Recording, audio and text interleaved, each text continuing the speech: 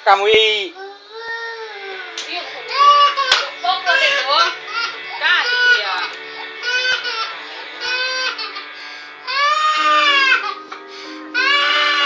Pemasaran yang menekankan kekuatan network yaitu multi-level marketing atau MLM sudah bukan hal baru bagi masyarakat Indonesia. Tidak sedikit orang yang memandang MLM sebagai bentuk pekerjaan yang negatif, sehingga cenderung bersikap skeptis.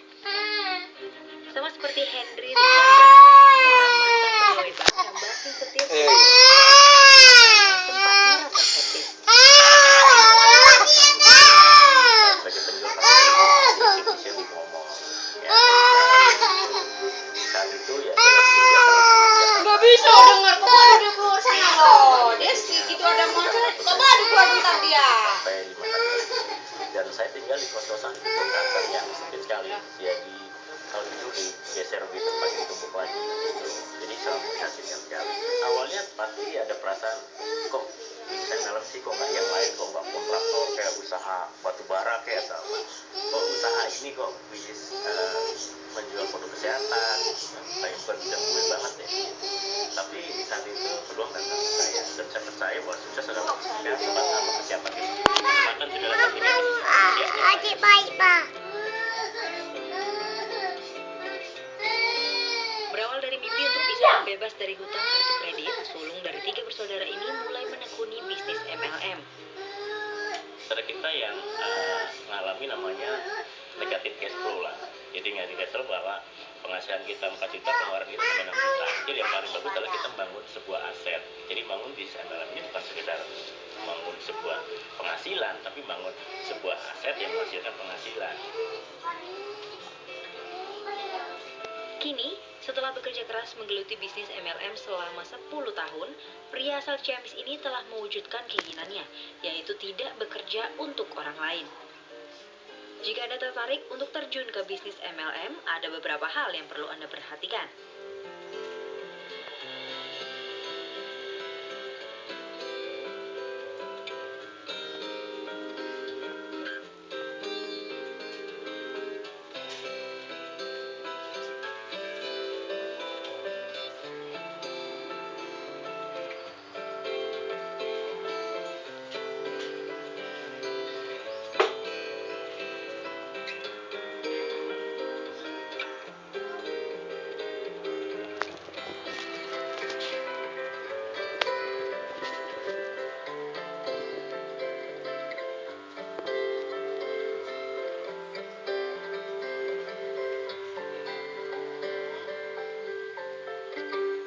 Ya, itu tadi kita sudah menyimak kisah sukses dari Henry Rijanto, dan saat ini Henry Rijanto sudah ada bersama kita di White Shot. Selamat siang Mas Henry, dan juga ada Mas Joko Komara yang merupakan Ketua Umum dari Asosiasi Penjualan Langsung Indonesia atau APLI. Selamat siang Mas Joko. Selamat siang. Ya, Mas Henry nih, kita pengen tahu kenapa sih tertarik berbisnis di MLM? Ya, bisnis MLM tuh modalnya kecil ya, terus kesempatannya luas karena waktunya bebas. Karena saat itu saya masih kerja, saya pikir usaha yang paling mungkin dilakukan sambil bekerja itu bangun secara part time lah, paruh waktu. Saya pikir usaha ini kemudian nggak perlu keahlian khusus ya, terus bahkan bisa dijalankan di mana-mana. Keahlian khusus bukannya perlu harus bisa meyakinkan orang ya, juga product knowledge. Oh, itu selanjutnya, setelah itu akan ikut pendidikan-pendidikan yang ada di MLM tersebut ya. Tapi awalnya maksudnya tidak perlu harus S2 atau S1 gitu. Siapapun bisa berhasil usaha ini. Seperti itu. Nah, Mas Henry ini berawal dari seorang sales kartu kredit seperti itu kan, lalu berjualan produk-produk yang alami dan juga produk-produk kesehatan. Seberapa susah pada saat itu? Ya, tantangannya pasti ketika memulai usaha ini itu tantangannya banyak orang mengejek lah. Ngapain sih lu bisnis gituan gitu. Ya.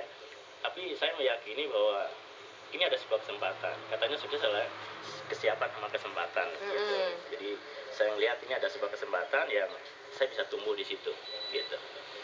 Nah, dalam 10 tahun akhirnya Mas Henry mencapai pucuk pimpinan lah seperti itu ya, level yang paling besar, yang nolek katanya udah nggak bisa dihitung lagi. Apa yang membedakan antara Mas Henry dengan orang-orang yang juga berkompetisi pada saat yang sama dengan juga pada saat level yang sama pada saat itu? Ya, bukan berarti adalah kita orang yang pertama yang orang yang tidak. Sebenarnya kesempatan yang sama. Artinya seseorang ketika kita menetapkan sebuah mimpi lah ya, menemukan alasan sesuatu. Pertama kita mesti menemukan sebuah usaha yang tepat, kemudian nemu alasannya. Itu alasan itu impian ya. Impiannya apa waktu itu? Impian saya bukan sesuatu tapi seseorang gitu. Oke. Itu mama saya di kampung di Ciamis ya, gitu. Sebagai petani. Saya berpikir bapak saya meninggal dengan kondisi miskin sebagai seorang guru SD gitu. Saya membahagiakan dia dengan cara saya bekerja. Seharusnya sulit sekali untuk bisa menghajikan atau membahagiakan dia seperti itu. Dan usaha ini memberikan peluang untuk saya untuk bisa memiliki kesempatan itu gitu. Tentunya Mas Henry sebelumnya juga sudah mendengar banyak stigma negatif tentang MLM. Bagaimana Mas Henry waktu itu menyikapinya? Pernah diajak orang tidak, kamu MLM, Iya. maunya aja. Iya, ada maunya aja kalau ketemu orang. Mungkin dijauhi teman-teman dekat. Iya. Ada saat-saat Kalau seperti itu diajak ketemu tidak? mungkin susah teman-temannya. Iya. Prospek. Iya, itu tantangan di awal pasti ada seperti itu. Tapi ingat bahwa artinya ketika sebuah penolakan itu pastilah. Kabar buruknya adalah setiap menjalankan sebuah usaha pasti ada penolakan ya, tapi kabar baiknya adalah kita bisa memiliki kehidupan yang bebas mengenai keuangan dan waktu itu. Jadi asal mengingat impiannya begitu ya. Cita-citanya. Jadi ibaratnya kalau kita naik mobil, kita melihat kita ngarepin lampunya hijau terus kan nggak mungkin. Ya. Ketemu lampu merah. Ya, itu nggak jadi masalah kalau ada lampu merah kan, ya kan?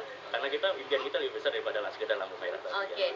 Kalau Pak Joko nih, kenapa menurut Pak Joko banyak sekali stigma negatif tentang MLM? Ya, saya masih ingat sekali sekitar tahun 90-an stigma itu belum ada. Terbentuk setelah ada dua sebab kalau saya lihat ya. Yang pertama karena adanya perusahaan-perusahaan yang berkedok MLM tapi sebenarnya dia money game. Money game itu dia menarik dana dari masyarakat dan akhirnya dibawa kabur. Sehingga membuat orang jadi kapok, paranoid dan sebagainya. Itu yang pertama. Yang kedua, karena perilaku dari para distributor atau pemain MLM dari multi level yang benar, tetapi mereka overclaim terhadap terhadap produknya misalnya. Ya, misalnya produknya bilang ini bisa menyembuhkan dari penyakit kudis sampai kanker gitu. Overclaim atau overclaim terhadap marketing plan-nya. Dia bilang ini nggak perlu bekerja tapi bisa dapat uang dan uang itu terus seperti bunga Pak. Nah, itu yang atau menjelek-jelekan perusahaan lain atau profesi lain atau mengundangnya nipu, dia bilang mau makan-makan tapi dijebak. Itu yang akhirnya membuat stigma negatif ya. gitu. Kami terus mengingatkan Anda bahwa Anda dapat ikut berpartisipasi dalam dialog hari ini. Cara dalam telepon ke 02158322 dan Anda dapat bertanya karena kami akan membahas bagaimana cara membedakan antara perusahaan MLM yang benar, nakal dan juga perusahaan MLM yang baik, dan juga bagaimana apakah ada sanksi jika para distributor tersebut overclaim atau menipu dari para customernya. Oke, kita akan jeda sejenak. Kami akan segera kembali setelah jeda komersial. Tetaplah bersama kami.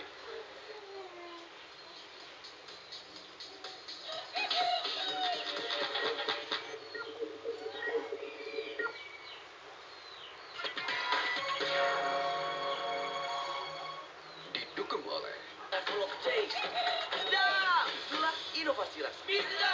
Hei, akhirnya sampai juga di Indonesia. Untuk sampai ke pemilik baruku,